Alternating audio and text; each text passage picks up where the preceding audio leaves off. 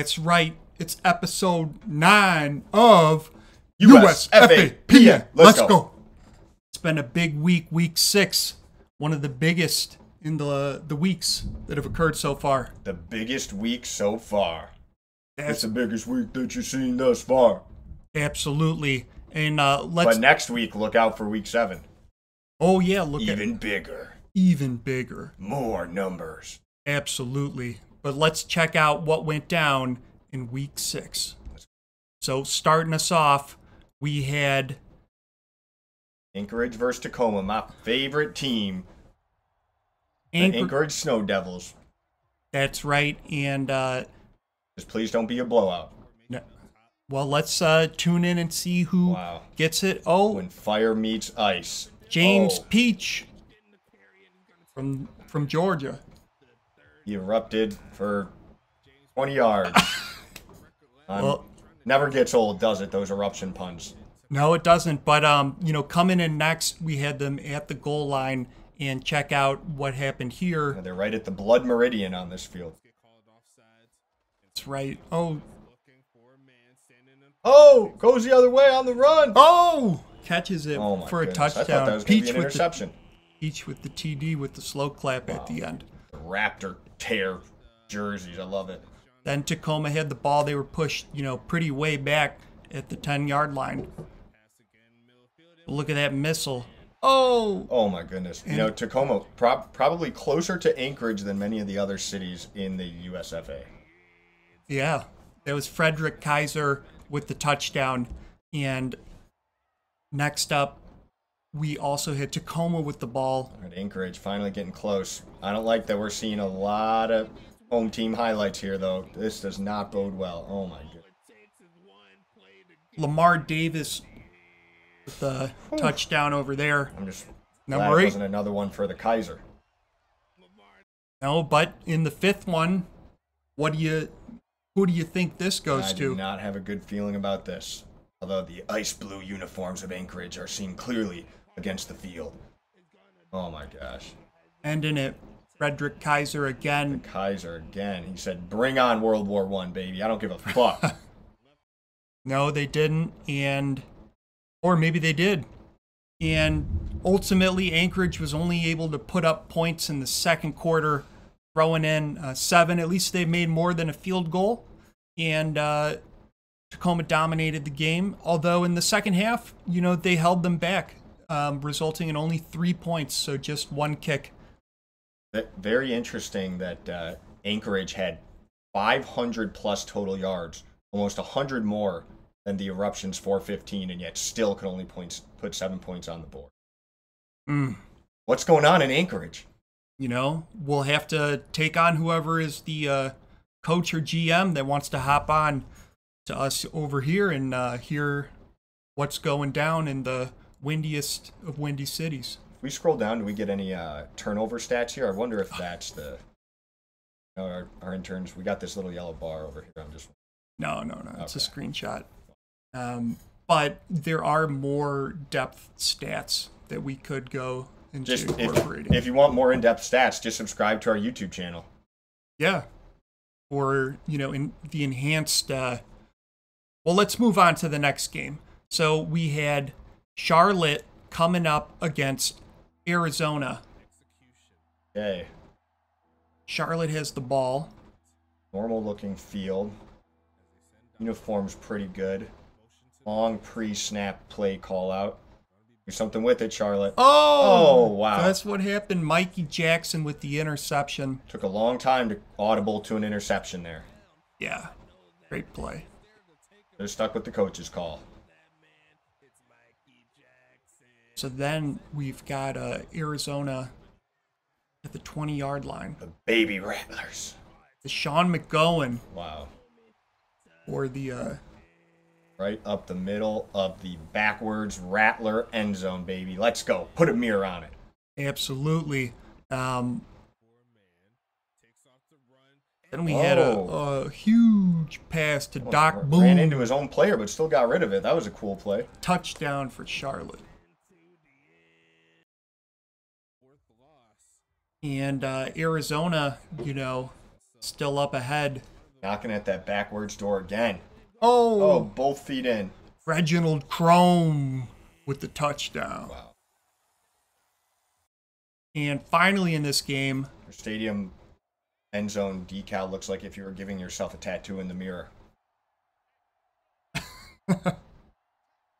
See if they can pull this out. 10 points. Is this the beginning of a comeback? oh, Kai Coco, Oh my goodness. touchdown Charlotte. Was it enough? Was it enough? Well, let's see. Got them into OT, huh? But they lost it in overtime. Yeah, Well, shouldn't have audible to that interception. Lesson learned. yeah. Well, and that's, how it was ultimately Mikey decided. Jackson, shout out to you for snatching that one out the air. All right, and next up we had Dallas versus Huntington Beach. Oh, I thought, for a second, I thought that said HPV. Thank God it didn't. All right. Huntington Beach playing in San Francisco Stadium. Lots of blue here. Blueberry. Blueberry Blue to blue.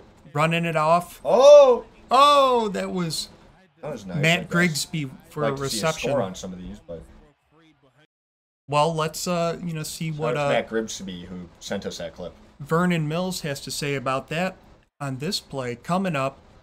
The backward end zone decal is a thing. Oh my goodness. Vernon Way to Mills. finish it off. All right, and then we had coming down Huntington Beach up 7. On the first. Ooh. Dallas has the ball. You didn't know. And that was Quentin Robin for the touchdown. Back and forth all day. Based off how quick of a start these folks got off to, you would have thought it would have been a higher scoring game. Still exciting. And then, Every week you get a couple of blowouts and a couple of really close games, like Tacoma Charlotte game and Dallas versus HBV. Huntington Beach, baby. oh, He just rips said- away. Took that all the way back to Laguna Beach. JoJo Tidewell Jr. with the reception. Go. Joe's chilling.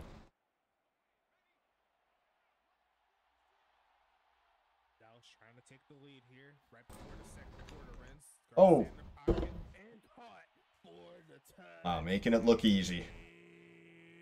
Making it look easy. That's right. So coming up in our second to last play, the previous that was Quentin Robin. Potty, do you happen to know are number signs or other semicolons, punctuation marks allowed in names? I do love to see a sack, by the way. I don't think they are on a lot of sports jerseys. They use a limited character set. So there's a big sack by Cliff Allen, and Is that because it saves computer memory? Or what's the thinking behind that? I think it's maybe the What if you're topography like cost. John Jr.? Is there a dot after JR? What if you're T. Boone? T. Boone. Oh, touchdown. Sorry, Dallas. Your highlights are getting in the way of our conversation about why punctuation marks aren't on jerseys. Yeah, absolutely. But that was Vernon Mills with the touchdown. And ultimately, Dallas performed overpoweringly. They had 14 points coming into the first half versus 9. But ultimately, it got one out by a 10-point drive in the fourth by Huntington Beach. Yeah, and I think, do we know who the quarterback is of Huntington Beach? Wish we could pull that up because I think in that last play that we saw, there was a punctuation mark of some sort in his name. Something Junior, perhaps.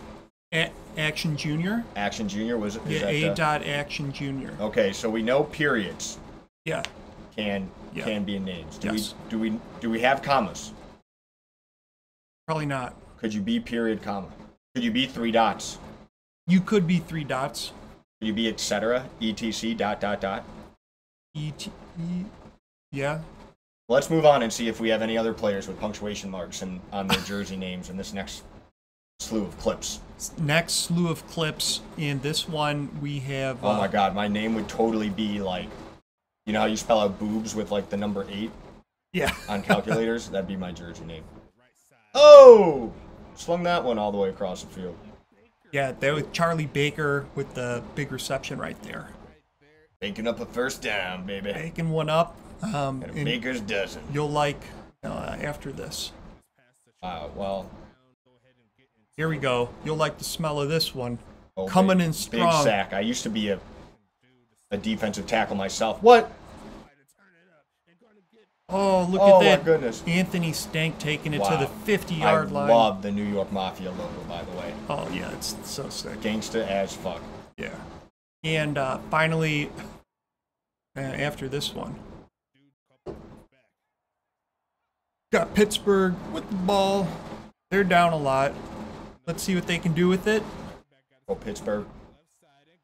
Oh, did you see that? Bobbled a couple of times, but love to see someone come down with it like that. You know, it's nice when you have games like this that maybe aren't that close the entire game, still well played by both teams. It's nice to see a couple of trick plays or fun things like that.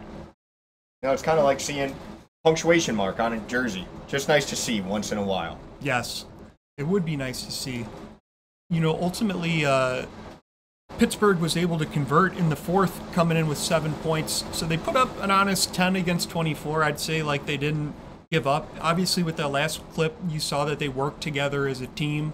So I think it was an honest day's effort. But ultimately, it wasn't enough to topple the 24. But yeah, shout out. You know what the problem was? Look at this, 41 rushing yards for Pittsburgh. Where was Ulf? Where's the Simulated Football Association's favorite Viking running back? Ulf Jacobson. He's on the sideline. Probably suspended for behavioral issues, breaking curfew, getting caught with 3 wenches in his room. Ulf. Yeah. That's what you get when you have a Viking on your team. You got to use them. That's right. And, you know, ultimately, in our last game, you can see who applied themselves the most.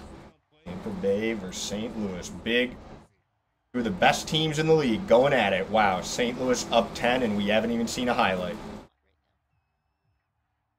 Feels like it's already the story of the game. They are something else.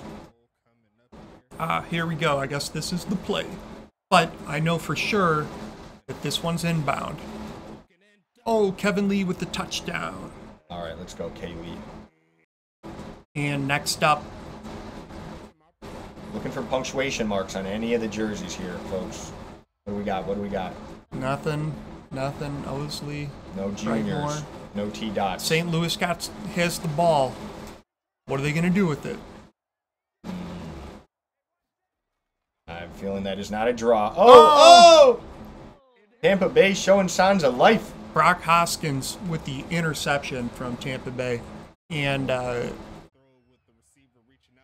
next up, Tacoma is on defense this time, I believe. Tampa Bay. St. Louis. St. Louis, yeah, my bad. St. Louis Archers. Tampa Bay with the ball. Oh! The gods are in favor of that one. Jakor Dash. The aptly named Dash. With a first down dash. There you go. Oh, that's good. Oh, that's right. Then St. Louis has the ball. They could take it out of reach. Fourth quarter, 10 minutes on the clock. They need some magic to happen. See that William Tell shit, baby. Oh, thought it was a flea flicker. Oh my goodness. Oh, yeah. Interception. Wow. Too thirsty, bro. Shiloh Marino with the interception. STL getting too thirsty. But, you know, ultimately, you know, it was within 5 points, 6 minutes on the clock. St. Louis had the ball. All right, if they get stopped here, it's anybody's game. Oh, it's Namerson. Yep. Namerson all day. You got a bullet with your Namey McNamerson on it, Tampa Bay. And, you know, ultimately the game closed out 12-20. Yeah, that came a little bit closer than the score would have you believe. It was just a one-possession game, but pretty close all throughout the entire spectacle. And St. Louis really shot themselves in the foot. It's their own fault that Tampa kept it as close as they did with all those interceptions. So clean that up.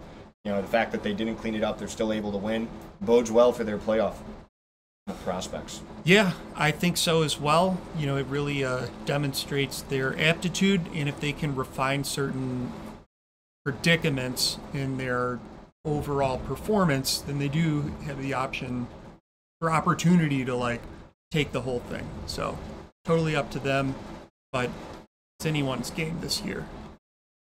And that wraps up, episode 9 of USFAPA. Let's go.